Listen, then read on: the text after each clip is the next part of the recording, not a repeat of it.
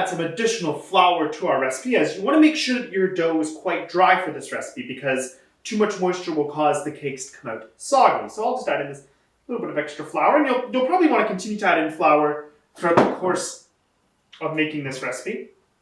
You want to just keep on mixing it and really forming the dough into really one big ball, and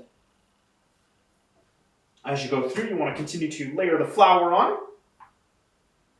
Over the years, the Lynde house has had its fair share of some very famous visitors of the time, especially during the War of 1812 when the Lyndes operated the house as a tavern. Now, the tavern was simply known as Lynde's and was also used as a field hospital for wounded soldiers during the War of 1812. Now, just prior to the outbreak of the Battle of York in 1813, General Brock and his aide-de-camp actually came by and complimented on what a fine house this was. You know, sometimes I do wonder, what sort of meals would the general himself have chosen to eat when he came to a tavern such as Lynde's? Perhaps he might have had some Darby cakes.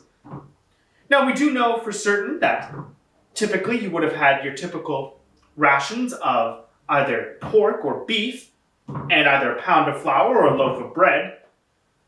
But really and truly, we don't really know exactly what General Brock would have eaten. Of course, he would have been traveling all across Upper Canada to command the British Army during the War of 1812, and so it definitely makes you wonder, and this is one of the really cool things about history is, what were they eating? And so this is one of the really fun things about historic cookery is you can sort of rediscover some of those long-lost recipes from the time period.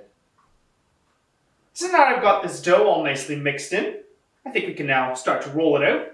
So the first thing you're going to want to do is you're going to want to get a bit of flour on your cutting board or working surface. You just want to spread it all around. Make sure that there's a nice covering of flour all over your cutting board.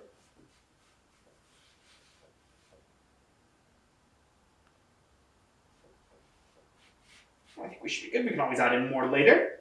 Then, of course, you want to make sure to get your rolling pin all nice and covered as well.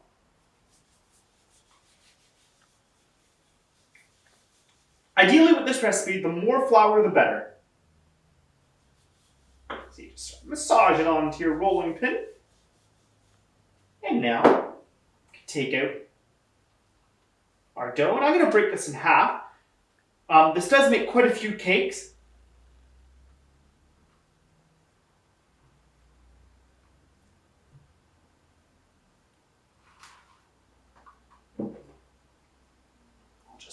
Add a bit more flour to the mix.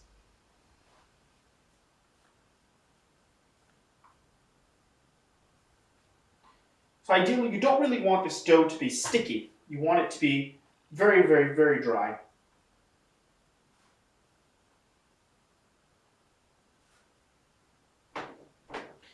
Just give it a nice little pat down, and then you can start to roll it out.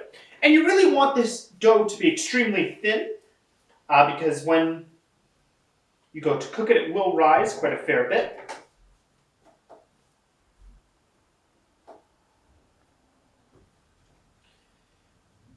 So this might take a few minutes to roll, but ideally you want it to be a nice thin consistency. In fact, even maybe a little bit thinner than this. And you'll find that you'll probably want to roll this out multiple times. But once you have a nice consistency, now you can choose your mold that you want. In the Victorian era, they had a multitude of different molds to choose from. More traditionally, they might just have one big circle. But for the purposes of today's video, we are going to cut it into smaller pieces. So we're going to use this mold here today. So ideally, you're just going to want to bring the cutter into the dough and then move it away, and then you have your first Darby cake.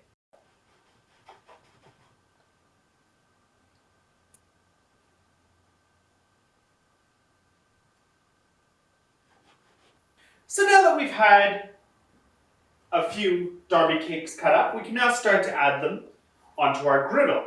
Now, traditionally, these would be considered to be a very typical hearth cooking recipe, but traditionally they would have been set on your typical crane here. Now, this would have been found in many Georgian households, and then traditionally these would just be placed onto the griddle and would then be placed back over on the fire.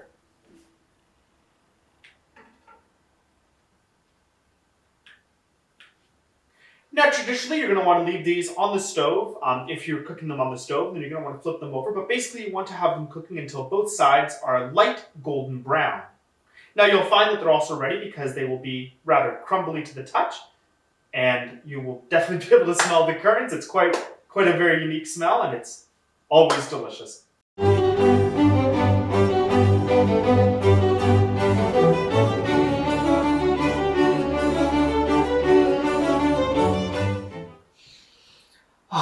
Heavenly. These just came out of the oven, so they're all done now. And of course, it's now time for the moment of truth. Of course, I always find that Darby cakes go best with a nice cup of tea. Let's give this a bit of a taste. So this is exactly the perfect consistency. It's nice and dry, and as you can see, it crumbles very easily. Let's see how they turned out.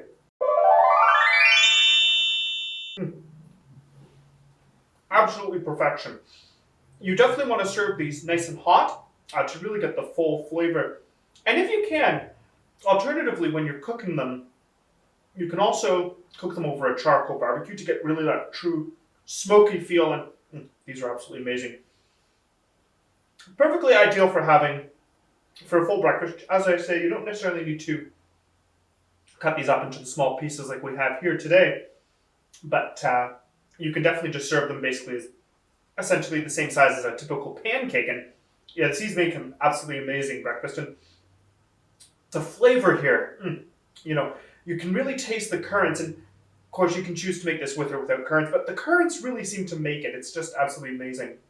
This has been how to make Darby cakes in a traditional Georgian kitchen. Thanks for watching. We look forward to seeing you at the museum in the near future.